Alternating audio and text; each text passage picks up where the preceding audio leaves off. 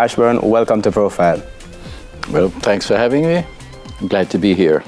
We are delighted to have you. I mean, an absolutely amazing story, and we'll talk a little bit about it. I want to share what I'd call my Cliff Notes version. So pretty short, prolific composer with a wide range of works, from jingles to film scores and even a reggae opera.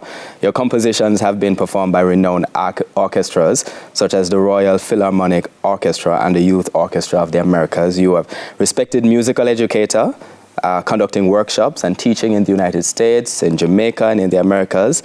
And you've been awarded prestigious accolades, including the Prime Minister's Award for Excellence in Music, the Order of Distinction, and the Gold Musgrave medal as well. When you listen to all of this, how do you feel? It's nice to know that I'm acknowledged, but those things make me uncomfortable. Why? My generation, I think, kind of does the work and isn't so concerned with the high profile thing. I wonder when I listen to that, because it's not just something you're saying no, but it's something you've emphasized in a lot of the interviews I've seen, this question of excellence and a lot of work in Jamaica being passed off as mediocre and just wanting to do really, really, really good work. And I wonder how that connects with how you grew up. How does it connect with how you grew up?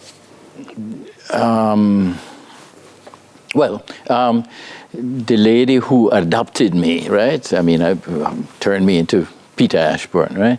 Thelma Ashbourne, she was one of those unique women, because for her generation, she's one of those who didn't become the teacher or the nurse or maybe the housewife, I don't know, housewife perhaps. But she was one of those who went to England. She was in England during World War II, as a matter of fact. And that she got her, a few degrees there. And then she came back to Jamaica. And so her standards tended to be a little lofty. No, you said adopted you, for clarity, because you were found at, I think it's about age 2, at the Lindale Girls' Home. Yeah, somewhere in that region, one year old or something like that. The Lindale is a Quaker home in Highgate in St. Mary. St. Mary. Mm-hmm. And my mother there, Thelma Ashbourne, she had got a job being the head of Karen Hall. It was a school for girls, I think, at the time. And she was up there, and I guess she just decided she wanted to adopt a child, and she must have ended up at Lindale, and there was this little tiny child running around, and she took me. And you said she was sort of rigorous in terms of her approach. What was it? What she was saying? Was it that she had you doing things over and over? How? No, that generation is like a bunch of battle axes, those people. So, you do the work. Here's the work to do. You do it. She made sure that you could start reading as early as 3. Well, somewhere between age 2 and age 3, I was reading. Yes. And enrolled you in high school at age 7?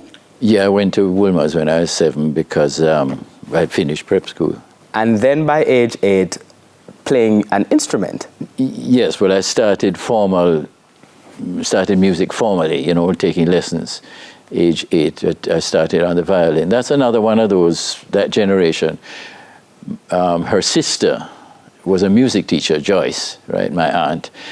And she said, the child has a good ear, make him do the violin. And that was the end of that. I did the violin, So I did the violin and showed up, an good aptitude for it.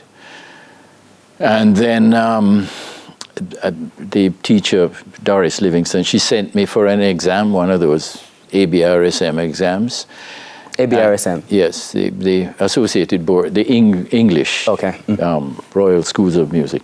They send down examiners every year to assess children, Okay. So there's a graded level system. And the examiner came down, and I played, I think it was grade 2, right? And the fellow declared that I was a little genius. And my life has never been the same after that. How did your life change as a consequence? Well, all of a sudden I turned into, whoa, you're this, little thing. And then I ended up, very soon after that, ended up performing all over the place, like a performing animal kind of a thing.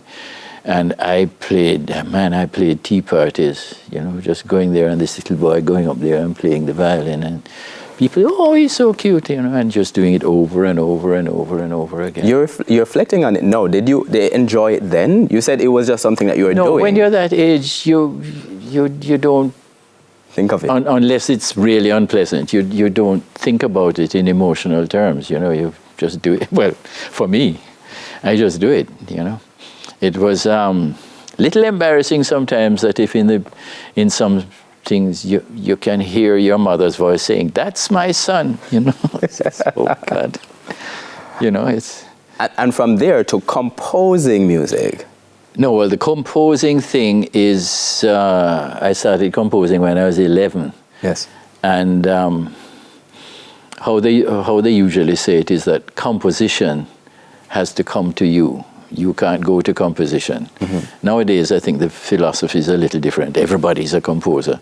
But for best results, right, composition has to come to you. And that's sort of what happened with me. All of a sudden, I learned to write music, so I found myself writing out these melodies.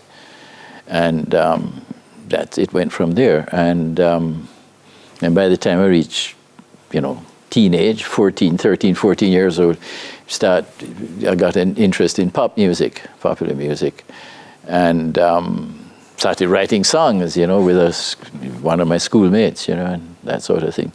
So it kept on, and by the time I was 14 or 15, I decided I wanted to write music. I wasn't especially wanting to do performing. I found I liked writing. I want to talk a little bit about just that process, like what inspired you. But we have to take our first break on this episode of Profile. When we return, we'll find out more from the award-winning musician, Peter Ashbourne.